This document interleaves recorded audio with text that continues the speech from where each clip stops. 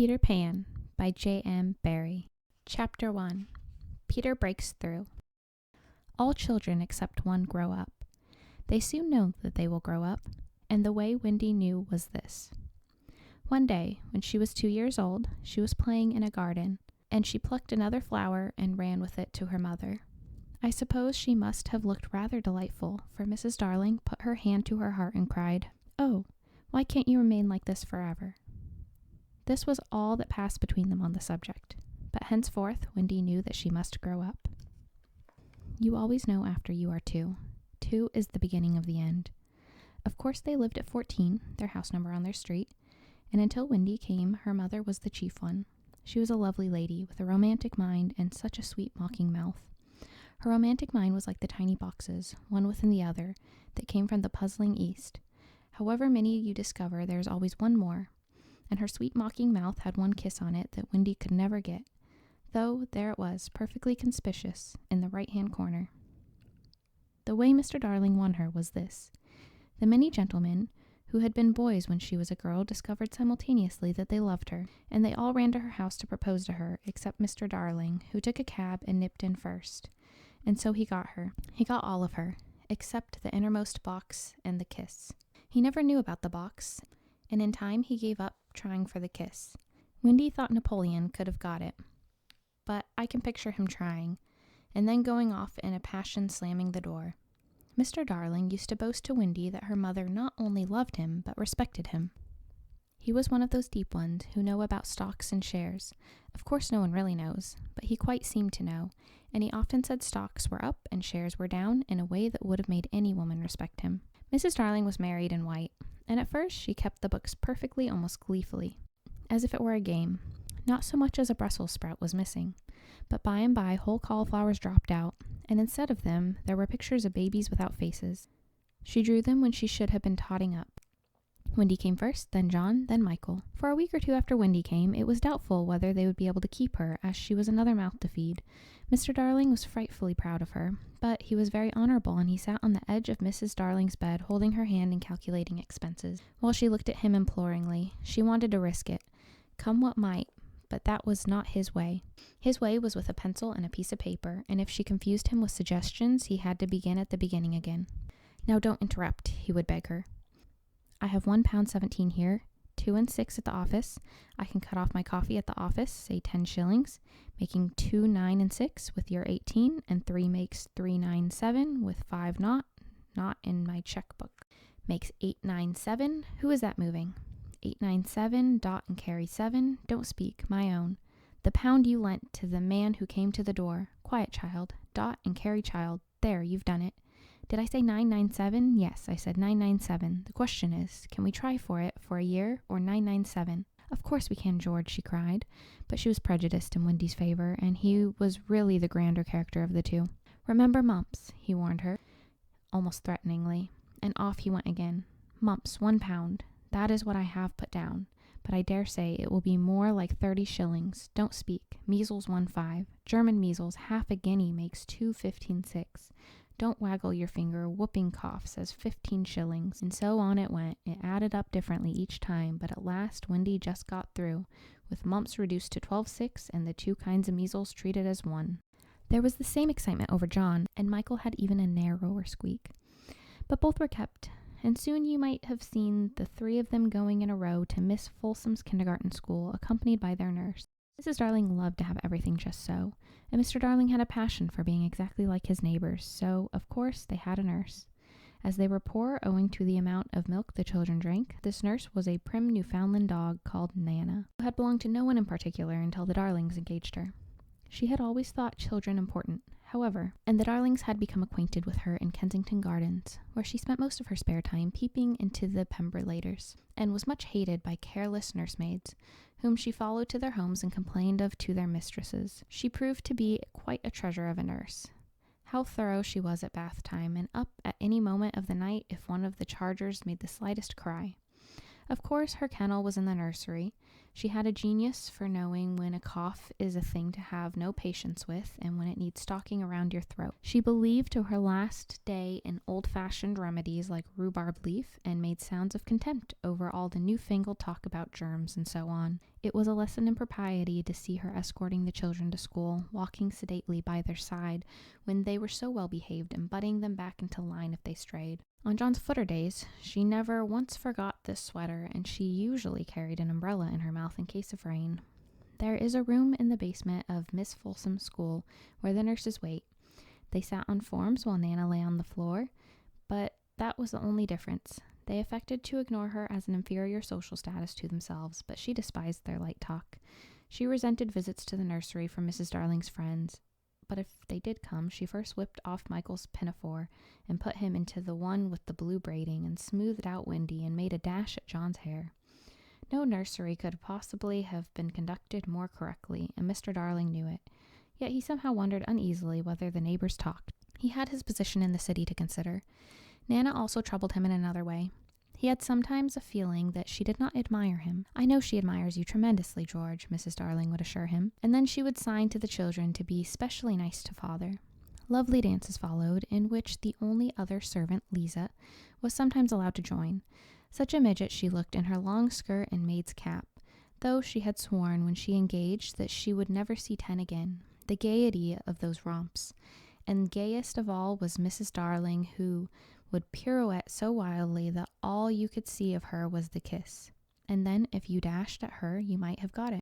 Never was a simpler, happier family until the coming of Peter Pan. Mrs. Darling first heard of Peter when she was tidying up her children's minds. It is the nightly custom of every good mother, after her children are asleep, to rummage in their minds and put things straight for the next morning, repacking into their proper places the many articles that have wandered during the day.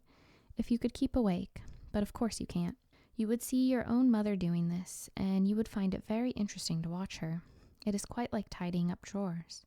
You would see her on her knees, I expect, lingering humorously over some of your contents, wondering where on earth you had picked these things up, making discoveries sweet and not so sweet, pressing this to her cheek as if it were as nice as a kitten, and hurriedly stowing that out of sight. When you wake in the morning, the naughtiness and evil passions with which you went to bed have been folded up, small, and placed at the bottom of your mind, and on top, beautifully aired, are spread out your prettier thoughts, ready for you to put on. I don't know whether you have ever seen a map of a person's mind. Doctors sometimes draw maps of other parts of you, and your own map can become intensely interesting, but catch them trying to draw a map of a child's mind, which is not only confused, but keeps going round all the time. There are zigzag lines, just like in your temperature on a card. These are probably the roads in the island, for the Neverland is always more or less an island, with astonishing splashes of color here and there, and coral reefs and rakish-looking craft in the offering, and savages and lonely lairs and gnomes, who are mostly tailors, and caves through which rivers run, and princes with 6 elder brothers, and a hut fast going to decay, and one very small old lady with a hooked nose. It would be an easier map if that were all, but there is also first day at school, religion, fathers, and the round pond needlework, murders, hangings, verbs that take the dative, chocolate pudding day, getting into braces, saying 99, 3 pence for pulling out your tooth yourself, and so on. And either these are part of the island, or they are another map showing through, and it's all rather confusing, especially as nothing will stand still. Of course the Neverlands vary a good deal. John's, for instance, had a lagoon with flamingos flying over it, at which John was shooting, while Michael, who was very small, had a flamingo with lagoons flying over it. John lived in a boat turned upside down on the sands, Michael in a wigwam, Wendy in a house of leaves, deftly sewn together.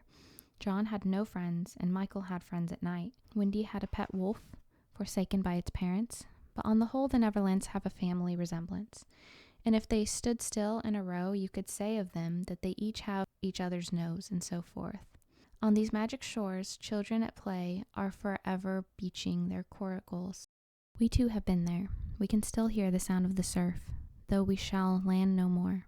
Of all delectable islands, the Neverland is the sagest and most compact. Not large and sprawly, with tedious distances between one adventure and another, but nicely crammed. When you play at it by day with chairs and tablecloth, it is not in the least alarming, but in the 2 minutes before you go to sleep, it becomes very real. That is why there are night lights. Occasionally in her travels through her children's minds, Mrs. Darling found things she could not understand, and of these quite the most perplexing was the word Peter. She knew of no Peter, and yet he was here and there in John and Michael's minds, while Wendy's began to be scrawled all over with him.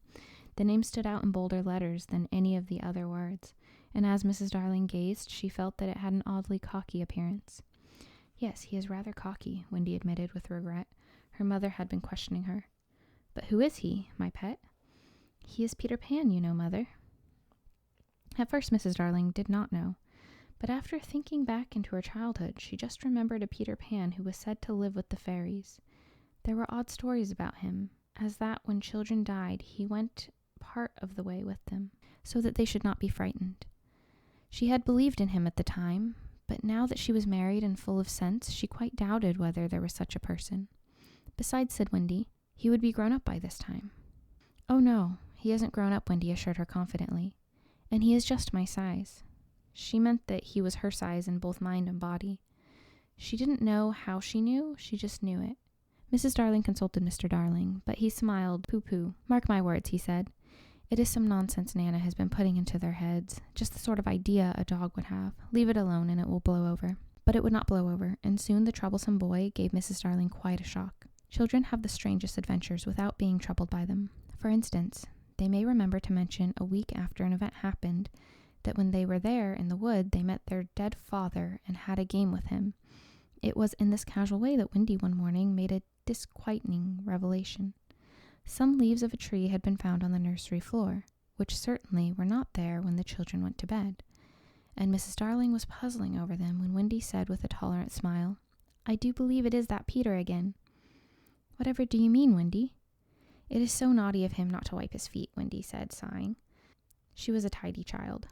She explained in quite a matter-of-fact way that she thought Peter sometimes came to the nursery at night and sat on the foot of her bed and played on his pipes to her. Unfortunately, she never woke, so she didn't know how she knew, she just knew.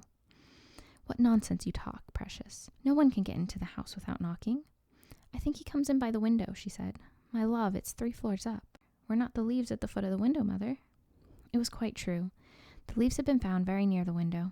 Mrs. Darling did not know what to think, for it all seemed so natural to Wendy that you could not dismiss it by saying she had been dreaming. My child, the mother cried, why did you not tell me of this before? I forgot, said Wendy lightly. She was in a hurry to get her breakfast. Oh, surely she must have been dreaming, but on the other hand, there were the leaves. Mrs. Darling examined them very carefully. They were skeleton leaves, but she was sure they did not come from any tree that grew in England. She crawled around the floor, peering at it with a candle for marks of a strange foot.